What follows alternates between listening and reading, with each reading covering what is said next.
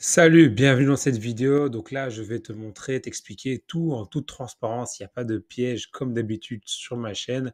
Donc comment j'y suis arrivé à finir par facturer donc ce site WordPress à 10 000 euros. Donc pour être tout à fait transparent, c'était 9 680 et des euros, tout compris, taxes comprises, TVA comprise. Dans ma poche, bénéfice, il y en avait plus ou moins pour 4, 5, 6 000. Et tout le reste, ce sont des frais, un freelance que j'ai engagé et un autre que j'ai engagé, qui sont en fait un, c'est un très bon pote à moi, l'autre c'est mon cousin, donc voilà. Tout va être expliqué ici. Donc c'est pas juste un site qui a été vendu et puis ciao. Ça s'est fait en plusieurs étapes. Et l'idée, c'est pour t'expliquer, bah, toi, bah, si tu veux lancer ton agence ou si tu recherches un moyen d'arrondir les fins de mois, il y a plein d'opportunités. Et WordPress, pour moi, ça reste vraiment la base. Il y a encore des gens qui ont besoin des sites. Même moi, quand je fais des sites pour des projets, je les fais encore sur WordPress. Donc WordPress, voilà, c'est une base sûre. L'avantage, c'est qu'il n'y a pas de mensualité. Donc voilà, c'est une fois et ça reste, c'est fonctionnel. Et je vais t'expliquer toutes les étapes et qu'est-ce qui fait que j'en suis arrivé à ce chiffre de 10 000 euros. Et on n'y arrive pas comme ça en un claquement de doigts. Ça s'est fait de manière naturelle, tout à fait simplement, sans chichi. J'ai pas dû prospecter. C'est un client qui est venu à moi.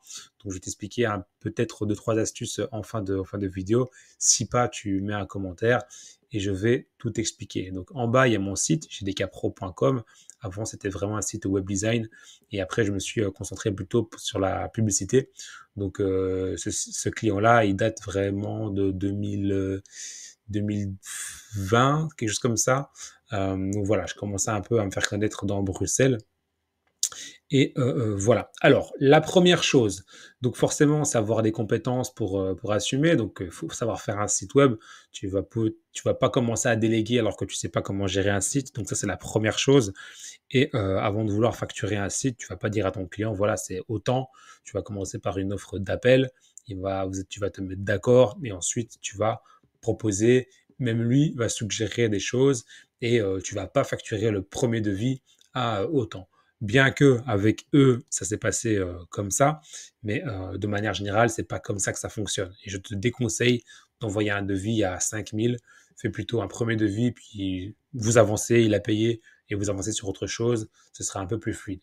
Ok, mais là, c'est un package, c'est un peu particulier. Je vais revenir là-dessus juste après. Tôt ou tard, il va falloir que tu saches déléguer. Donc, pour ça, il y a des sites comme Upwork.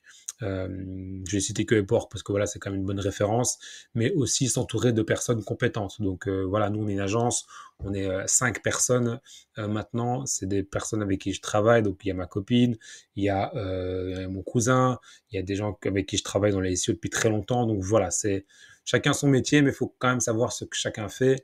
Si vraiment tu veux déléguer quelqu'un à l'extérieur, un freelance, etc., ben, tu as plutôt intérêt à savoir dans quoi tu t'embarques. Donc voilà. Ensuite, il faut être capable de proposer des services additionnels cohérents. Donc ça veut dire que tu vas pas facturer pour facturer. Donc ici, ça a été fluide, mais quand même, c'est important de savoir proposer et que ça ait du sens.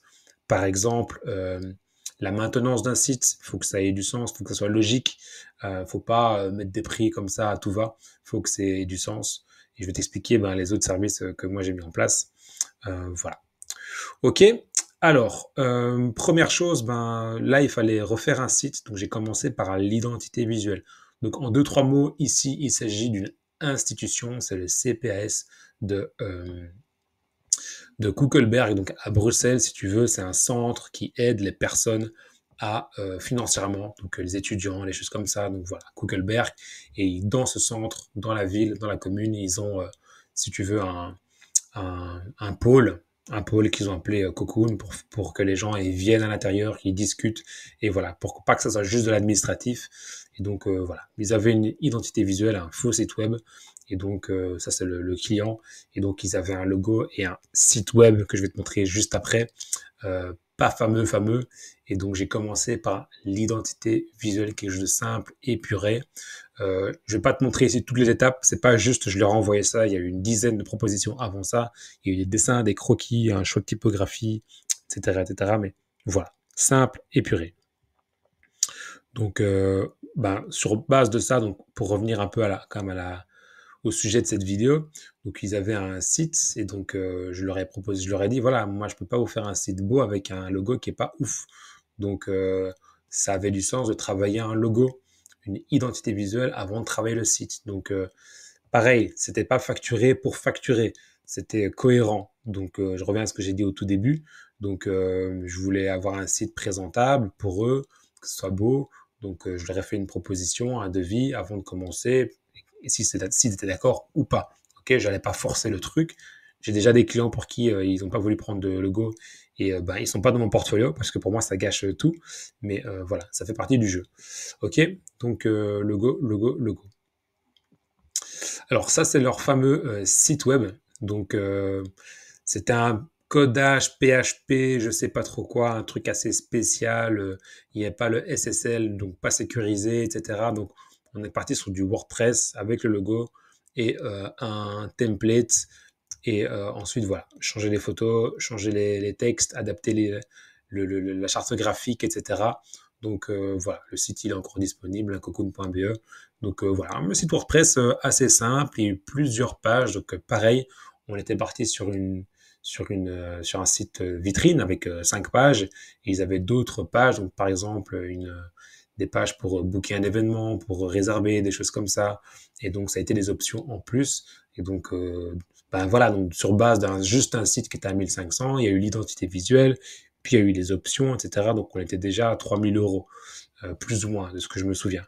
Ok, donc même un peu plus, 3000, 3005, avec voilà. Ce que je propose aussi, moi, c'est quand le site est terminé, c'est une formation. Donc j'ai dû les former en présentiel et en ligne pour qu'ils soient autonomes. Donc voilà, ça c'était pareil parce qu'il y avait plein de choses à faire chez eux. C'était pas juste un site vitrine, il fallait que ça soit mis à jour régulièrement. Donc je leur ai proposé une formation. Voilà, et c'est comme ça qu'on est déjà arrivé à 4000 euros. Ok, donc tout ça a été signé avant de commencer. Alors, ensuite, ils sont arrivés avec des illustrations. Ils avaient besoin, non pas d'une mascotte, mais c'est une sorte de totem. Donc, ils sont venus avec cette illustration. Donc, tout ça, pareil, hein, c'était fait dans la suite du devis. C'était pas prévu. Donc, je leur ai dit, bah, écoutez, voilà, c'est une illustration. On est loin du logo. Donc, c'est là que j'ai fait appel à mon cousin Antonio, qui est un dessinateur professionnel, il est né avec un crayon, le gars. Donc voilà, hors de mes compétences, moi j'ai fait le lien entre les deux. C'est moi qui était en contact 100% avec le client. Et donc je faisais les allers-retours, les connaissances. Lui, moi j'ai des connaissances en Illustrator. Donc il avait les croquis. Je lui ai donné la palette de couleurs. Et sur ce qu'il m'a donné, moi j'ai changé un petit peu les couleurs, etc. C'est moi qui ai placé le logo dessus. Donc voilà, il n'a pas tout fait à 100%. C'était lui à 80 et moi à 20, etc. Donc sur base d'un croquis, on a fait ceci. On a changé aussi les modèles. Hein, il fallait qu'il y ait une sorte de différentes ethnies, différents styles qui représentent un peu le business enfin le business, l'association que eux ils ont. Ok. Donc l'illustration, pareil, on était plus ou moins dans les 1000 euros avec les allers-retours qu'il y a eu. Donc voilà, c'est bien plus qu'un logo, c'est plus de travail. Donc bah, on est déjà à 5, 6 000. Ouais, plus ou moins là-dedans. Et voilà. Alors, ben, ensuite, ben, ça c'était prévu, c'était inclus dans les illustrations, des visuels. Donc, comment ils pourraient utiliser leur logo, ils n'avaient pas forcément pensé à ça.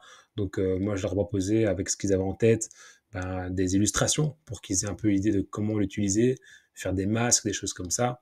Et c'est là qu'ils m'ont annoncé qu'en fait, ils me disent comme ça, voilà, bon, on a un événement. Ok, donc ils voulaient inaugurer leur nouvel espace dedans. Donc c'est comme ça que ben, le devis a continué et que je suis arrivé à proposer ben, deux choses. Donc j'ai dû faire un flyer sur base de l'illustration, un flyer explicatif en français et en néerlandais, plus m'occuper des impressions. Donc là j'ai trouvé un imprimeur, etc., etc. Donc je faisais le parallèle et donc j'ai facturé mes heures pour la création de l'illustration, de la brochure que tu vois ici à gauche.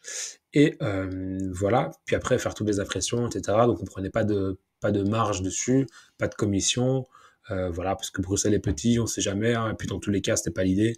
Donc voilà. À gauche, les illustrations et à droite, donc ça c'est la vidéo que mon ami Célestin a fait.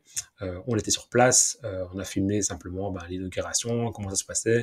Ils ont pu le faire, la diffuser sur les réseaux. Ok.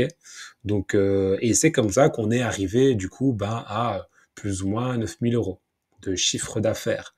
Donc il y a des freelances qui ont été payés, il y a des impressions qui ont été payées, etc., etc., etc.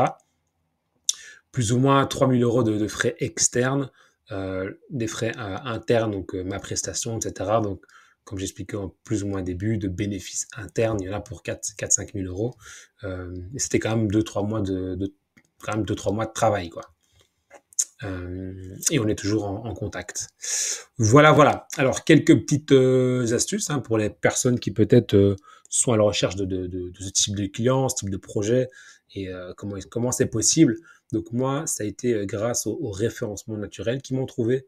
Donc il y a tout plein d'agences qui font des publicités et eux, ils avaient une approche plutôt de trouver quelqu'un de local, pas une agence, pas une grosse agence, trouver quelque chose de simple. Et j'étais pas assez bien positionné sur sur Google, donc en tant que web designer Bruxelles, et tout ça grâce, je pense, à des backlinks. Donc j'ai créé des collaborations avec d'autres sites pour qu'ils parlent de mes compétences, et donc c'est comme ça que j'ai été assez bien référencé et les avis Google. Ok. Deuxième chose, si toi tu as la recherche de clients, sache qu'un client égale 5 clients. Ça veut dire qu'une fois que tu as un client dans une certaine niche, il est censé parler de toi, il est censé te recommander, et tu es censé avoir des clients grâce à ça. Ok. Ensuite, sur base de ça, email marketing. Donc, tu peux très bien envoyer un email à des personnes dans la même niche, donc à d'autres, des clients similaires, en leur disant, voilà, j'ai réalisé tels travaux pour telle entreprise. Une fois que tu vois qu'ils ont ouvert leur email, bam, tu appelles. Tu fais pas de la prospection comme ça à l'arrache. Il faut au moins s'assurer qu'ils aient bien vu ton email. Comme ça, tu les appelles et ils savent plus ou moins qui tu es. Voilà, maintenant, on est dans l'ère de la création de contenu, un peu comme ceci. Donc, créer du contenu, je pense qu'une fois par jour, c'est déjà bien. Pas besoin de poster 3-4 fois sur TikTok, machin, etc. Ça ne va pas être très, très, très quali si tu fais ça sur du long terme. Donc, autant se mettre un objectif de une fois par jour. Comme ça, tu sais que tu as un contenu qui est partagé chaque jour, peu importe la plateforme. Et en fil rouge, toujours avoir une campagne publicitaire qui tourne sur le côté, qui te présente, où tu peux avoir des leads, 10 € par jour sur Meta. C'est ma recommandation. Voilà, vidéo simple, efficace, comme d'hab. 12 minutes ici au chrono. Si tu as des questions, des doutes, des choses, mets-les moi en commentaire. Like, partage, fais tout ce qu'il faut. Et voilà, j'ai encore plein de contenu à proposer, mais je trouve pas forcément le temps. Donc, laisser une petite trace pour que je puisse continuer, que ça me motive peut-être à faire plus de vidéos dans ce style. Ok, voilà. À bientôt. Ciao.